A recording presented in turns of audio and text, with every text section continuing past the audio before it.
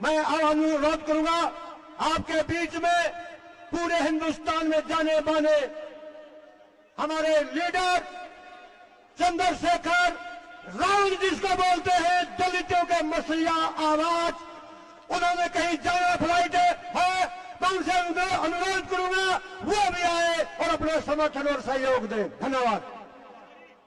तालियों से बजाओ, तालियों से स्वागत।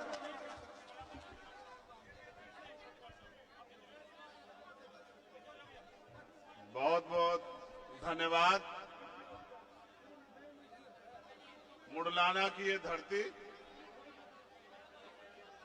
जहां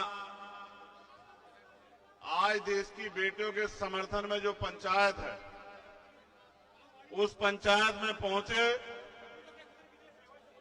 इस क्षेत्र के और आसपास के सभी क्षेत्रों से आए लोगों का बहुत बहुत धन्यवाद। क्योंकि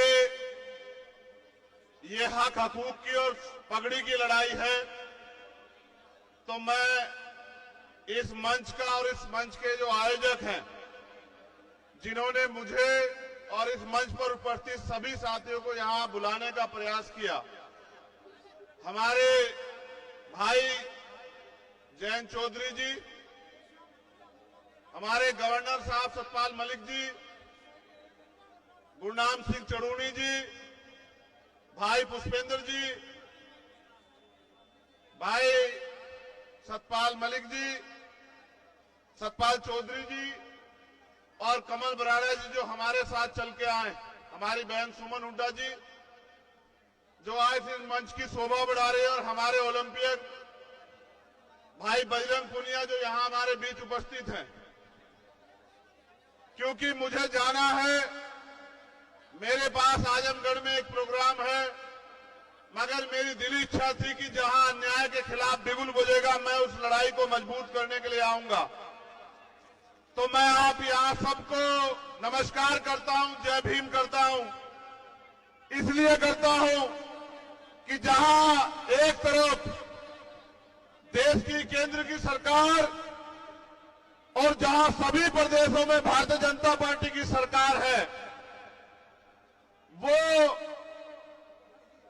इस अन्याय के समर्थन में खड़ी है, वहीं इस देश की किसान कमेरी कौम जो हमेशा से अन्याय के, चाहे वो अंग्रेजों का अन्याय हो या किसी और का अन्याय हो, जिन्होंने हमेशा मुकाबला किया, उन कौमों ने फिर मान सम्मान और पगड़ी की इस लड़ाई में आवाज दी है।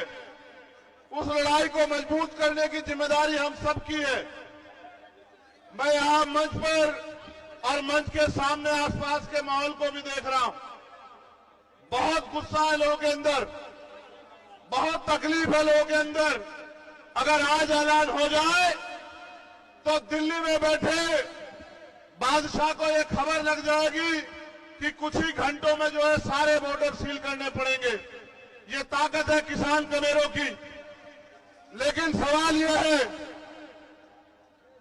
कि आज मुकाबला किससे है और आज हालात क्या है, इसको भी समझना और देखना पड़ेगा। अगर मुकाबला उन लोगों से होता जिनमें चरित्र है, जिनका जमीर जिंदा है, जिनके अंदर इंसानियत है, तो मुझे लगता है उनसे मुकाबला करने के लिए पहलवान काफी थे। लेकिन मुकाबला उनसे है जो बहन बेटियों की आवाज को, इस अन्याय को दिल्ली की कुर्सी में बैठ के नहीं देख रहे हैं या देखने नहीं चाहते। मैं ना उनको ताकतवर मानता हूं और ना ही मैं मानता हूं कि उनके नेतृत्व में देश की बहन बेटियां सुरक्षित हैं। आपने देखा आज जब हम लोग इकट्ठा हुए, हमारा दर्द यह है कि 28 मई को क्या हुआ। जब 28 मई को वो बेटियां जिन्होंने देश का नाम रोशन किया, जब वो 28 मई को महिला पंचायत के लिए निकली, तो उन्हें क्या सहना पड़ा, किस तरह से गुंडों जैसा बर्ताव उनके साथ हुआ, और पूरी सरकार ने हमारी पगड़ी का तमाशा देखा और हमें बेइज्जत किया दिल्ली से। उस अपमान को हम लोग नहीं भूले और इसलिए आज जमीन पे हमारे लोग यहां इसलिए बैठे, चाहे वो उत्तर प्रदेश से चल के आए या पंजाब से, हरियाणा से या राजस्थान से, वो इस सरकार को इस अपमान के खिलाफ बगावत का ऐलान करने के लिए आए हैं कि हम किसान कमेरे, हमारी पगड़ी हमारी इज्जत है, हमारी बहनें हमारी मां उनका सम्मान, और अगर हम अपनी बहनों के सम्मान की रक्षा नहीं कर पा रहे हैं तो हमारा जीवन बेकार है। यह ऐलान करने के लिए आज हम लोग यहां आए। और जो झूठ तमाम तरह का फैलाया जा रहा है कि एक जाति के लोग लड़ रहे हैं, ऐसा झूठ किसान आंदोलन में भी फैलाया गया। ऐसा झूठ हर आंदोलन में फैलाया जाता है, लेकिन आप किसान आंदोलन का भी परिणाम याद रख लो।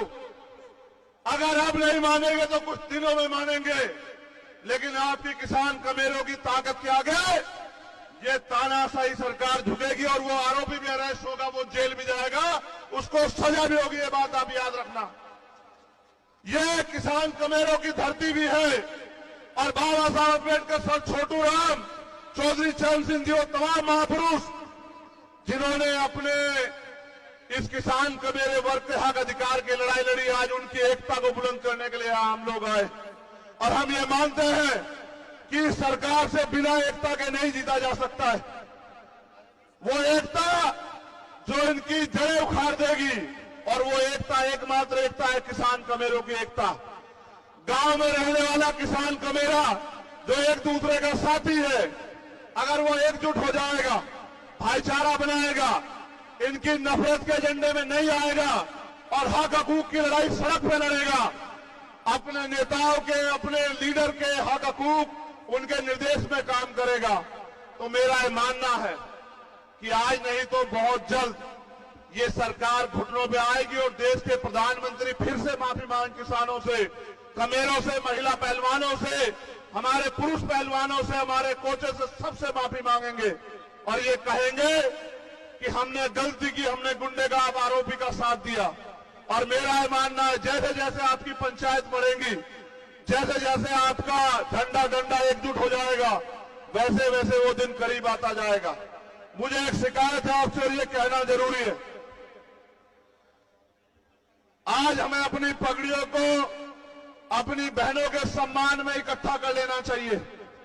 जब बात आन पे आ जाए, जब बात इज्जत पे आ जाए, तो फिर हमें अपने नाक को नहीं देखना चाहिए, अपनी पगड़ी को नहीं देखना चाहिए। हमारी पगड़ी, हमारी बहनें, हमारा गौरव, हमारा सम्मान। मैं ये बात आपसे इसलिए कह रहा हूं कि हालात देखिए, अगर हम अपनी बहनों के सम्मान की रक्षा नहीं कर पाए तो घर जाके अपनी बहन बेटियों को क्या जवाब दे पाएंगे, ये भी सवाल अब अपने आप से करना। आज हमें अपनी पगड़ी की नहीं, अपनी एकता को मजबूत करने की जरूरत है। हमें सर्वे सर्वा बनने की नहीं, हमें अपने हिस्से में इस जीत को लेने की नहीं। ये बहन बेटियां, हमारी पहलवान जीते, उनके आंसुओं का मोल हो और फिर कोई ताकतवर हमारी पगड़ी से ना खेल पाए, इस बात का भी ध्यान रखना, इस बात की भी इज्जत रखनी है। आज ये जिम्मेदारी हमारे कंधों पर है सब लोगों के। इसलिए मैं आपसे कहना चाहता हूं, अगर वाकई में जीतना है तो एकजुट होकर लड़ो। और हमारे पास गार्जियन के रूप में गवर्नर साहब बैठे हैं। 2-3 मसले जो उन्होंने उठा रखे हैं, चाहे वो पुलवामा का हो या किसानों के लिए एमएसपी की गारंटी का हो या मजदूरों के लिए न्यूनतम वेतन का हो, वो तभी कामयाब हो पाएगा जब हम इकट्ठे होकर इस लड़ाई को लड़ेंगे। वरना टुकड़ों में बट के हम कभी जीत नहीं सकते हैं। मैं आपको अपने समाज की तरफ से, किसान कमेरे समाज की तरफ से गारंटी देता हूं कि जहां इस सम्मान की लड़ाई में बजरंग यहां बैठे हैं, आप पूछ लो, जिस दिन से हम लोग लड़ना हमने शुरुआत किया था, एक दिन मुझसे गलती हुई क्योंकि हमारे लोगों ने झारखंड में सभा रखी हुई थी। मैं ऐलान करके कह रहा हूं, देश के प्रधानमंत्री जी सुनेंगे, अगर उस दिन मैं वहां होता, मैं बहुत दुखी हूं इस बात से। मैंने कहा झारखंड के मंच पर, जब मैंने सुना, तो किसी ताकतवर को मैं अपनी बहनों के सम्मान से नहीं खेलने देता। उस दिन जो हुआ वहां, मुझे उस बात की टीस जीवन के आखिरी क्षण तक रहेगी कि किस तरह खून के आंसू इन लोगों ने रोए। लेकिन उसका बदला लेना, उसका एकमात्र कारण, इस तरीका यही है कि हमें उस किसान कमेरे की आवाज को मजबूत करना है। और मैं आपसे कहना चाहता हूं, हमारे खाप के लोगों से मैंने कहा कि इकट्ठे होके लड़ो, इकट्ठे होके। अगर फिर दोहरा रहा हूं, मुकाबला ईमानदार लोगों से होता तो पहलवान बहुत है, और मुकाबला अगर गुंडों से, मवालियों से, तानाशाह से है तो इतिहास गवाह है भारत का कि जिन्होंने अंग्रेजों के दांत खट्टे किए वो इस सरकार के दांत भी खट्टे करके दिखाएंगे, इनकी तानाशाही के दांत भी खट्टे करके दिखाएंगे। और एक पंचायत की घोषणा हुई तो आपने देखा कि उनकी पंचायत कैंसिल होगी।